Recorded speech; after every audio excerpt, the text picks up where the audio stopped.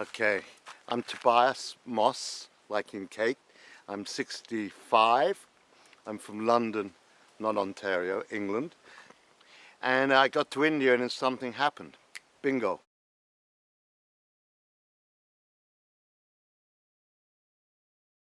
I was born in the Second World War in Ruskin College. It's part of the university in Oxford, and that's the nearest I ever got to an education. I was raised in London, and then in the 60s my parents thought I'd be, cause they were a nice Jewish family, and they thought I should go into real estate. So, I thought before I start going into a big career, and I was going to be successful. I was going to be really successful in real estate. I was smart and I was Jewish, so that was it. There was no question about it. But I thought before I do that, I'll go to India overland.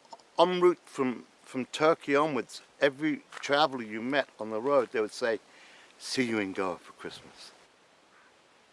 And for my first time in Goa was at Culver Beach, and then like 4 months later, I took my acid trip, and that was it. It was all over. My being straight, being in real estate, and being a nice Jewish boy. That part of my story was over. So I turned onto cocaine here in 1971, and unbeknown to me, like a year later, I was snorting coke with people, and on the mirror was cocaine, but I didn't know there was heroin, which was the same color. And I snorted like a big line of coke like that long, and also snorted a big line of heroin that long. And it's amazing how you can make an error and then bingo, you got a drug problem, Same thing happened in the 60s in San Francisco. It was cool. Everyone was smoking hash, marijuana, and taking LSD, and then cocaine crept into it, and then heroin crept into it, and then the whole scene just broke up, and everyone dispersed. And in 1978, 79, I stopped coming to Goa and India because drugs were too readily available, and I needed to clean up my act. So, I've had drug problems, I've been crazy, I've been the fool on the hill, and then 10 years back I started Karma Cabs, which is a huge mega success with Indian cars decorated with silk satin mosaic, and I'm running for Parliament in England in May under the Karma. I'm forming a party called the Karma Party, and I'm Swami Karma Drama because I'm funny. I think I'm funny, and also I'm Saya Bot. That's Tobias the other way, and in India, Saya is like a holy name, Saya Bot. So I'm running for Parliament, and I was going to put in I'm running on peace, harmony, happiness, love, and compassion. Nothing else. I don't want to talk about politics or things like that. And one of the issues I was going to bring on my manifesto was legalizing marijuana and hashish, and I've decided not to do that because it will alienate a lot of people. So I'm taking that out of the whole manifesto.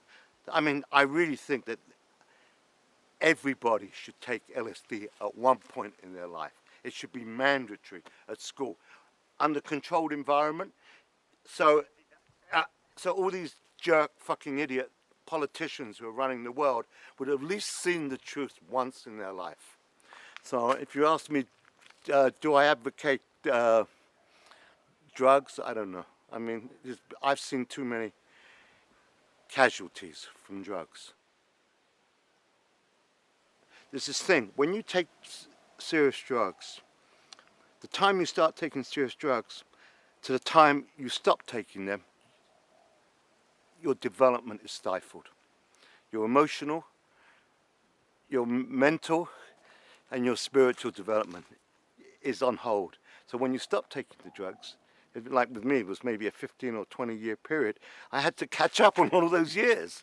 I had to try and learn about all these things. So meanwhile, my life had gone by. I hadn't made kids. I didn't have a wife. So I had a lot of catching up to do. So I actually started work when I was 55. Started paying tax when I was 56. Got married when I was 57. Got my first mortgage when I was 58. Paid off the mortgage when I was 59.